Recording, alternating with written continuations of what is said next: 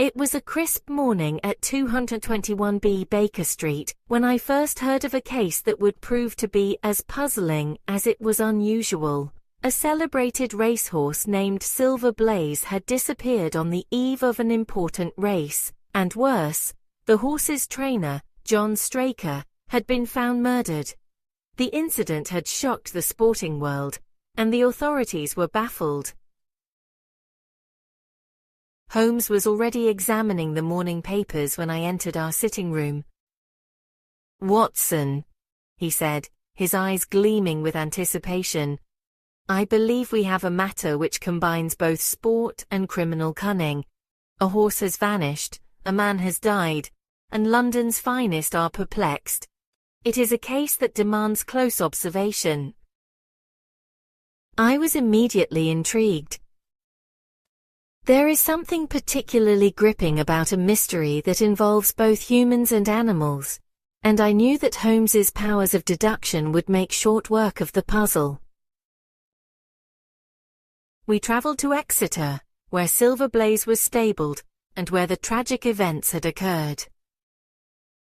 The horse's trainer, John Straker, had been found dead near the stables, a man of meticulous habits and professional reputation.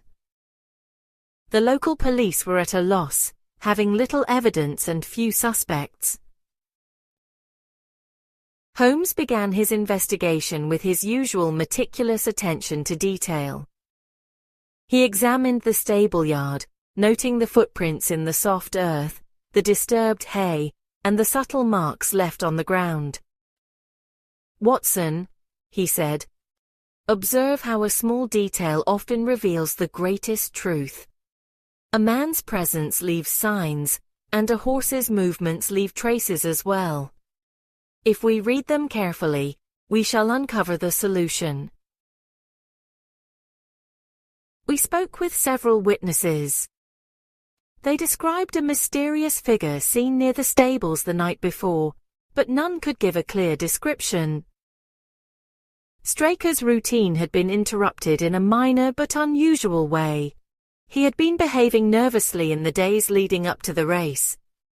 Holmes noted everything: the man's habits, his expressions, and even the faint marks on his hands.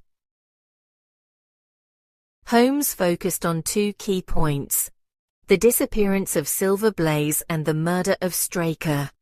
They were not separate events, but intimately connected. "Observe, Watson," he said, "that when a clever plan is in motion, even the simplest creature like a horse becomes a piece of the puzzle. Silver Blaze has vanished, but where there is cunning, there is also evidence. Every detail matters." Holmes and I inspected the scene of the murder more closely. Straker had been struck with a surgical instrument, suggesting a man with medical knowledge. Holmes examined the wounds carefully and deduced the likely weapon and the manner of attack. He also noted that no signs of a struggle suggested the victim had known his assailant. Holmes turned to me. "Watson, this is a case of careful planning, not sudden violence. Our murderer knew precisely how to act, and he had an accomplice, or rather an object of manipulation, Silver Blaze himself." Next, Holmes questioned the stable hands and trainers. He noticed subtle reactions: a twitch of an eyebrow, a hesitant voice, a glance toward the empty stall. "When people fear exposure, they betray themselves without knowing it," he explained. "The smallest movement can reveal the truth." Holmes then turned his attention to Silver Blaze.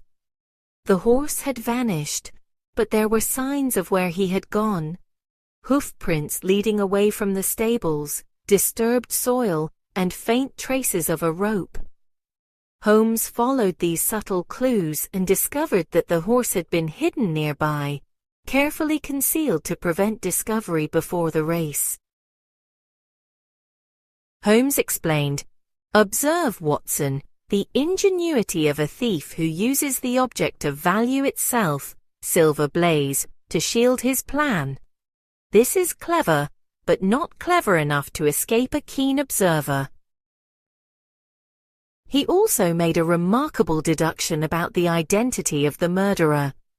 Holmes considered the motives. Straker had financial pressures and ambitions that made him vulnerable to temptation. The pattern of his movements, his anxiety, and the presence of Silver Blaze at the scene all pointed to an intricate plan involving both man and horse. The breakthrough came when Holmes observed a seemingly trivial detail. A clue left in the trainer's room. A small chemical mark on a table and the faint smell of ether led Holmes to conclude that Straker had been attempting to drug Silver Blaze to affect his performance in the race. The plan had gone awry, leading to Straker's own death. Holmes revealed the truth carefully, explaining the chain of events. Straker had been attempting to fix the race by drugging the horse, but when confronted by Silver Blaze, he had been thrown off balance, causing his fatal accident. The horse, clever and perceptive, had escaped, leaving subtle traces that only Holmes could interpret. The climax of the investigation came at the race itself. Holmes and I watched as Silver Blaze returned to the track, healthy and unharmed, just in time to run the race. The horse's natural intelligence and strength ensured victory, while the criminal's plan had completely unraveled. Holmes smiled quietly. "Watson, note how often the simplest creature, here, Silver Blaze, outwits the cleverest man. Observation, reasoning, and attention to detail reveal the truth, even in the midst of confusion and fear." The local police were astonished when Holmes presented the evidence. The missing horse, the murder, and the plot to manipulate the race were all revealed with precision. Straker's accomplice, someone who had encouraged him in the plan, was identified, and justice was served without violence, thanks to Holmes's calm and careful reasoning. Mary Morstan's gratitude reminded me of the human side of these mysteries. Though this case involved horses and racing rather than duels or revenge, it still highlighted the importance of courage, intelligence, and clever deduction.